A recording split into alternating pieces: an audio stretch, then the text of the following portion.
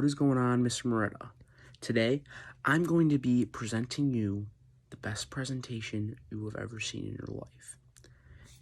I will be comparing and contrasting A Man in Full by Tom Wolfe, recommended by you yourself, and Liar's Poker by Michael Lewis. But before we get started, I just would like to say that I think A Man in Full is probably the best book I've ever read, and I liked it a lot. So I hope you enjoy, and catch you on the flip.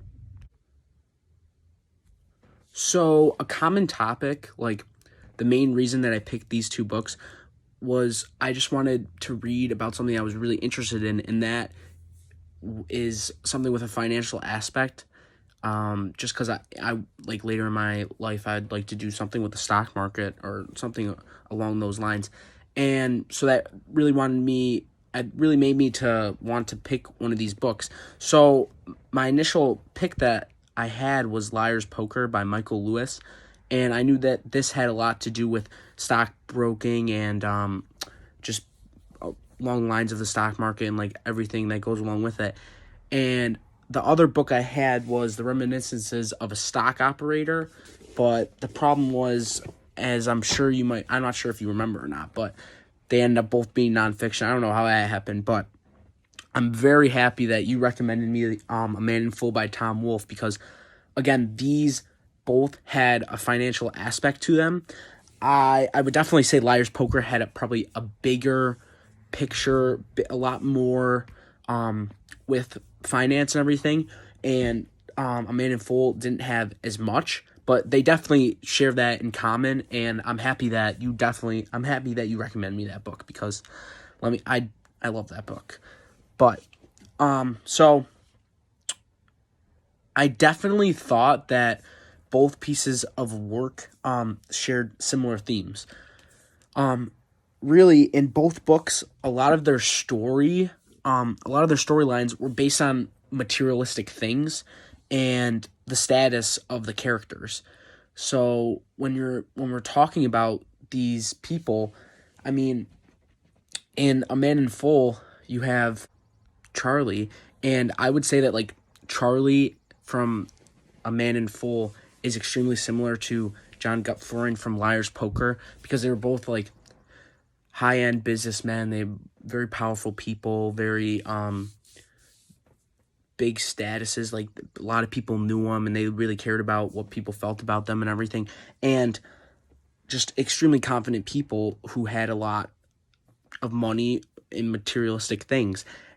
And then I would also compare Michael from Liar's Poker. He's like really probably the most main character. I would probably compare him to Conrad, because they're both like just trying to get going, get through, just working. They're working hard. And I see both those characters as very similar, and I think it's actually like kind of funny how both those stories and both with those characters, it's so similar. So I thought that was really interesting to see, and I think that's perfect for a compare and contrast presentation, because I mean, you can't really get any more similar than that.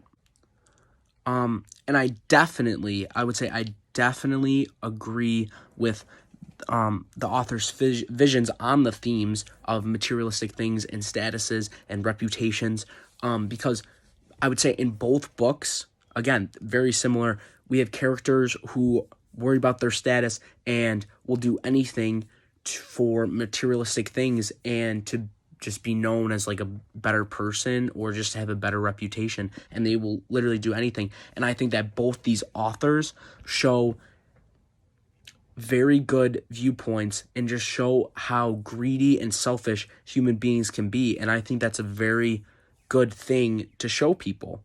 I mean, because you just see it here, and this happens in life. I mean, both these books were pretty realistic, and I mean, it just shows what can happen in real life. For example, in A Man in Full, you have Charlie's daughter who's lying about a rape just to protect her reputation. So again, this falls back onto Tom Wolfe, his viewpoint on materialistic things and statuses. And then in Liar's Poker, you have like everyone fiddling the numbers and they're trying to make more money. Again, materialistic things. They don't care who they hurt in their way. They just want stuff for themselves. Just like Charlie's daughter didn't care who she's hurting, whose reputation she's breaking. All she did was care about her own. And I just think that both these authors showed how selfish people can really be. And I think that was extremely well shown throughout both books. So the diction in both pieces of work were sort of similar. It's kind of hard to explain.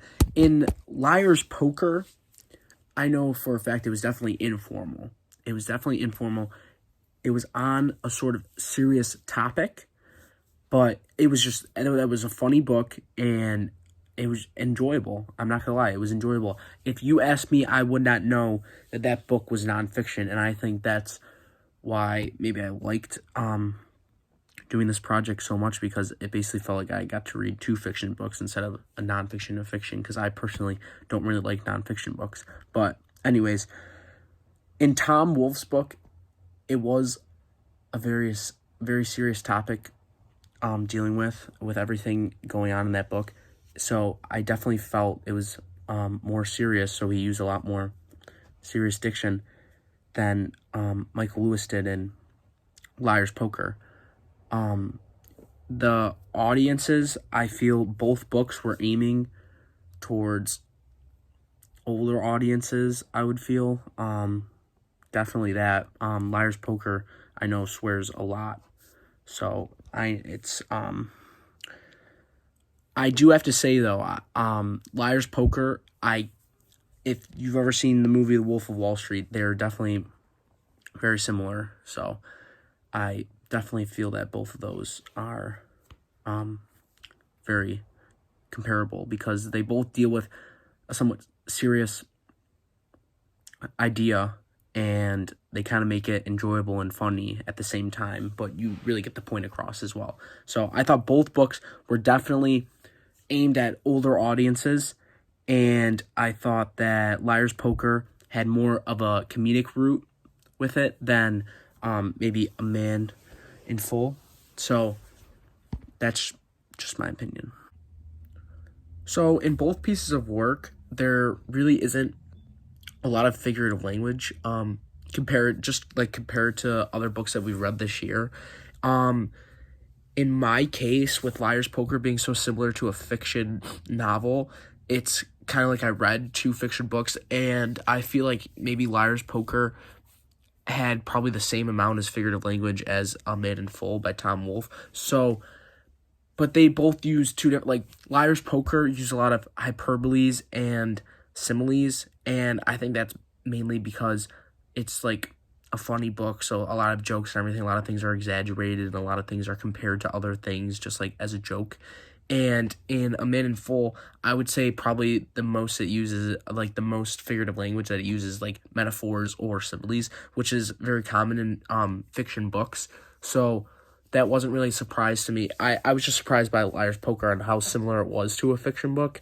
And so I would say that they both probably had very similar figurative language in each of the books. I just think Liar's Poker was a lot more joking around, so there was a lot of hyperboles in there and like exaggerations. But I think they were both similar to the fact that they both used a lot of similes and some metaphors. So the tones in these 2 books are definitely a lot more different than each other. See, in Liar's Poker, you have a very comedic and funny tone towards everything, but it's still based around a serious topic. And I guess that's where you could say that it's somewhat similar to A Man in Full, just because they're both on serious topics. So I would say that Liar's Poker is definitely a light version. Like, it's just lighter, it's funnier, but it's still based on a serious topic. Again, that's why I find it so much similar to The Wolf on Wall Street, both based on somewhat serious topics, and they're both just like, it's just something funny. So, but In A Man in Full, I would say the tone in that book is definitely a lot more serious, but it also has a serious topic. So I feel that these two books, yet they do have differences with the tones. They are both similar in the fact that they're both on serious topics, and I think maybe that's why I like these two books so much. So the author's purposes in creating the text, I would say definitely are very, very similar. I feel like a lot of nonfiction books are to inform, and I think that that is not the case here with Liar's Poker. I think that A Man in Full and Liar's Poker are definitely very similar because I feel like both of them are here to tell a story. I say the only difference is A Man in Full is more serious about it, and Liar's Poker is a lot more comedic about it. So I would say those are the differences between that.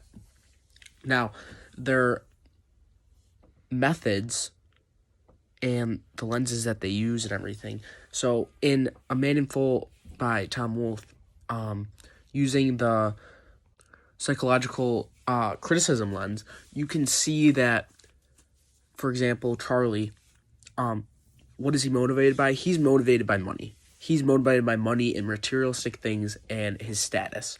And again, that's why I think that that theme again plays a role in this book.